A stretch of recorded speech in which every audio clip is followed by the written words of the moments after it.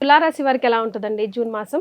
So తులారాశి చాలా మిక్స్డ్గా ఉంటుందండి, కొంచెం ఛాలెంజింగ్గా ఉందని మనం చెప్పుకోవాలి గ్రహస్థితిని బట్టి. బట్ మనం ఏం చెప్తారంటే దృష్టి లేదంటే గ్రహ వేద అని ఉంటుంది ఒక కాన్సెప్ట్తో, కొంచెం బెటర్గా ఉంటుంది. బట్ ఓవరాల్గా ఏది చూసుకున్నా కానీ ఛాలెంజింగ్ అయిన మంత్ అని మనం చెప్పుకోవాలి తులారాశి వాళ్ళు.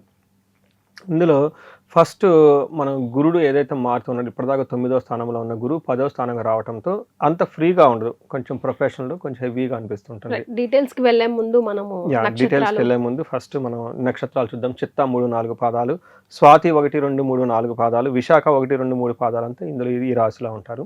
పేరు బలం బట్టి చూసుకుంటే రా, రీ, రూ, రే, రో, తాతి, తే, తూ, తే అన్న లెటర్స్ అంతా ఇందులో ఉంటారు.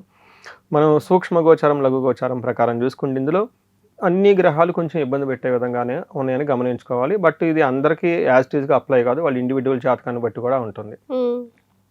ఇందులో సూర్యుడు 9వ స్థానంలో ఉంటే ద్వేషం, వీళ్ళ చుట్టూ ద్వేషపూరితమైన వాతావరణం ఉంటుంది. అంటే వీళ్ళు బాగానే ఉంటారు, ఆ కొలీగ్స్ వీళ్ళు ఏదో కావాలని చెప్పేసి వీళ్ళ మీద నిందలు వేసేసి గొడవ చేసేస్తూ ఉంటారు.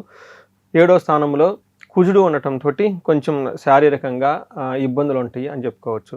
9వ స్థానంలో బుధుడు ఉండటం వల్ల విఘ్నాలు, ఆటంకాలు కలుగుతూ ఉంటాయంటే. శుక్రుడు 10వ స్థానంలో ఉండటంతో గొడవ, కలహం ఉంటుంది. అలానే మనకి గురువు వచ్చేటప్పటికి ప్రొఫెషనల్లో కొంచెము ఏమంటారు స్లోనెస్గా ఉంటుందని చెప్పుకోవాలి. అంటే ఇప్పుడు చూసిన 5 గ్రహాలు ఏది వీళ్ళకి అంత అనుకూలంగా లేదు, కొంచెం ఛాలెంజింగ్గా ఉంటుంది.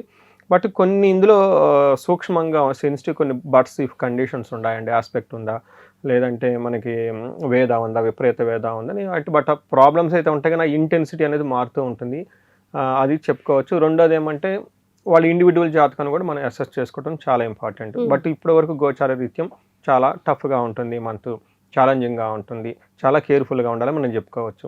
కేర్ఫుల్గా ఉండాల్సింది ఎందుకు, వేరే వాళ్ళు వీళ్ళు రెచ్చగొట్టే విధంగా ఉంటారు కాబట్టి వీళ్ళు రెచ్చిపోకుండా ఉండాలి, అది చాలా ఇంపార్టెంట్. వీళ్ళకి సంస్కృతిలో ఏం చెప్తారంటే సూర్యుడు 9వ స్థానంలో ఉండటం వల్ల మిక్స్డ్ రిజల్ట్, ఓవరాల్గా good, it's a positive. But in between ఏమవుతుందంటే వీళ్ళకి నిందాపరాధ కలహం నిర్దోషచ్చ ధనక్షయం పుణ్యలాభార్థ నాశనాచ్చ నవమస్తేత్ భవేద్ రవి అంటారు. అంటే 9వ స్థానంలో సూర్యుడు ఉంటే ఏమవుతుందంట నింద అపరాధ, అంటే వీళ్ళు దే ఆర్ వెరీ ఇన్నోసెంట్ కానీ వీళ్ళ మీద నిందలు వేసేస్తూ ఉంటారంట. అందుకని కలహం నిర్దోషచ్చ, వీళ్ళ ఎలాంటి లోపం లేకపోయినా కానీ వీళ్ళతో గొడవలు పెట్టుకుంటూ ఉంటారంట. తర్వాత ఏమంటే ధనక్షయం, ఈ టైంలో ధనం అనేది కోల్పోతూ ఉంటుంది. పుణ్యలాభార్థ నాశనాచ్చ, అంటే మంచి ఉద్దేశంతో ఏదైనా పని చేసినా కానీ అది కూడా ఎక్కిరాదు, వీళ్ళ మీద అనవసరమైన గొడవలు వచ్చేస్తూ ఉంటుంది, విచారం కలుగుతూ ఉంటుంది అని చెప్తూ ఉంటారు. బట్ టోటల్గా వీళ్ళకి ఫాదర్ రిలేటెడ్ గొడవలు చేయటం, మంచి ఉద్దేశంతో ఏదైనా పని చేస్తే గిట్టన వాళ్ళు అవి ఇవి చెప్పేసి వీళ్ళ మీద గొడవలు పెట్టుకొని వీళ్ళని ఇబ్బంది పెట్టే పరిస్థితి ఉంటుందని గమనించుకోవచ్చు. బట్ ఓవరాల్గా గుడ్. నెక్స్ట్ కుజుడు అగైన్ వీళ్ళకి ఒక యాంగిల్లో ప్రోగ్రెస్, ప్రాఫిట్స్ ఇస్తూనే అదర్ సైడ్లో ఏం చేస్తారంటే అన్న వస్త్రాది రాహిత్యం సదాక్లేశ జీవనం స్వబంధుభి కువార్త పుత్ర భాతృణం క్రోధ అంటారు. అంటే వీళ్ళు అన్నదమ్ములతో గొడవలు పడటం, తర్వాత కొడుకులతో గొడవలు పడుతూ ఉంటారు. బట్ వీటికన్నిటికీ కూడా ముఖ్యంగా ఏంటంటే అన్నానికి ఇబ్బందులు పడుతూ ఉంటారు, తర్వాత మానసికంగా, తర్వాత ఫిజికల్గా చాలా ఇబ్బందులతో ఉంటారు, విరోధం పెట్టుకుంటూ ఉంటారని చెప్పుకోవాలి. సో మనం చూసుకొని కుజుడు కూడా అంత అనుకూలంగా లేరు.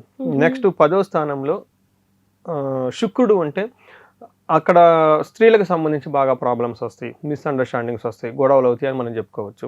ఇందులో మనకేం చెప్తారు స్వకులం, తర్వాత అర్ధనాశనం, రిపోప్రియం, స్త్రీ సౌఖ్య హాని అని చెప్తారు. అంటే వీళ్ళకి సంబంధించిన స్త్రీలు ఎవరైనా ఉంటే వాళ్ళ ద్వారా వీళ్ళకి ఇబ్బందులు వస్తూ ఉంటాయి. రిపో భయం, అంటే శత్రు భయం విపరీతంగా ఉంటుంది. తర్వాత నిస్సత్వం, హాని అంటే ఏమంటారు అంత ఎనర్జీ లేకుండా ఉండేసి ఏమీ చేయలేని పరిస్థితుల్లో ఉండే అవకాశం వీళ్ళకి ఎక్కువగా కలుగుతుందని చెప్పుకోవచ్చు. అగైన్ ఇక్కడ శుక్రుడు పాజిటివ్ కూడా మంచిగా కూడా చేస్తున్నారు. ఏ విధంగా ఎవరికైనా కొత్తగా వెహికల్స్ కొనుక్కోవాలని బాగా కలిసి వస్తుంది. ఎడ్యుకేషన్లు బాగా ఎవరైనా హైయర్ ఎడ్యుకేషన్ చేయాలనుకుంటే వీళ్ళంతా బాగా కలిసి వస్తుంది. అకాడమిక్ పెర్ఫార్మెన్స్ బాగుంటుందని మనం చెప్పుకోవచ్చు. రైట్. సో నక్షత్రాల ప్రకారం ఎలా ఉందండి, అవైనా సపోర్టివ్గా ఉన్నాయా?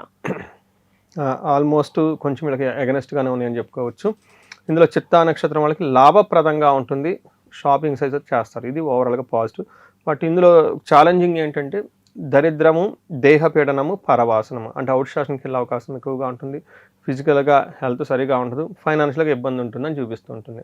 అలానే స్వాతి నక్షత్రం వాళ్ళకి పరవాసం, ఫారిన్ అవుట్ స్టేషన్కి వెళ్ళి ఉండొచ్చు, ధనహీనత, ధనాన్ని కోల్పోవచ్చు, తర్వాత వీళ్ళకి డబల్ ఫైనాన్స్ రావాల్సింది రాదు, రెండోది ఫైనాన్స్కి వీళ్ళకి ఇబ్బంది పడుతూ ఉంటుంది. అంటే వీళ్ళకి ఎక్స్ట్రా ధనం కావాలి, అసలు రావాల్సిన ధనమే రాదు. ఈ టైప్ సిచ్యువేషన్స్లో ఎక్కువ ఉంటూ ఉంటారు. తర్వాత షాపింగ్స్ అవన్నీ చక్కగా చేస్తారని చెప్పుకోవచ్చు. విశాఖ నక్షత్రం వాళ్ళకి దరిద్రము ధనహీనత రెండు నెగిటివ్గానే, పాజిటివ్ సైడ్లో అగైన్ అవుట్ స్టేషన్కి వెళ్ళిపోవచ్చు, అవుట్ ఆఫ్ ది స్టేషన్ ఉండొచ్చు. వస్త్ర లాభం, టోటల్గా ఏమైనా గిఫ్ట్స్ అవి అన్ఎక్స్పెక్టెడ్గా ఇవన్నీ వచ్చే అవకాశం కూడా ఉందని మనం చెప్పుకోవాలి. మనం చూసుకుంటే ఈ మంత్ తులారాశి వాళ్ళు కొంచెం జాగ్రత్తగా ఉండవలసిన మంత్, కొంచెం పేషెన్సీగా ఉండవలసిన మంత్. ఏదైనా ఇంపార్టెంట్ డెసిషన్ తీసుకోకుండా కొంచెం పోస్ట్పోన్ చేస్తే బెటర్. ఇన్ కేస్ తీసుకోవాల్సి వచ్చినా కానీ వేరే వాళ్ళ సపోర్ట్ తీసుకొని, వాళ్ళ అడ్వైజెస్ తీసుకొని ముందుకెళ్తే బాగుంటుంది. రైట్. సో వీళ్ళకి ఏమైనా పర్సనల్గా రెమెడీస్ సూచిస్తారండి? పర్సనల్ రెమెడీ అంటే వీళ్ళకి మహాన్యాసపూర్వక ఏకాదశి రుద్రాభిషేకం ఒకసారి చూసుకోవాలండి. అది చాలా చాలా ఇంపార్టెంట్.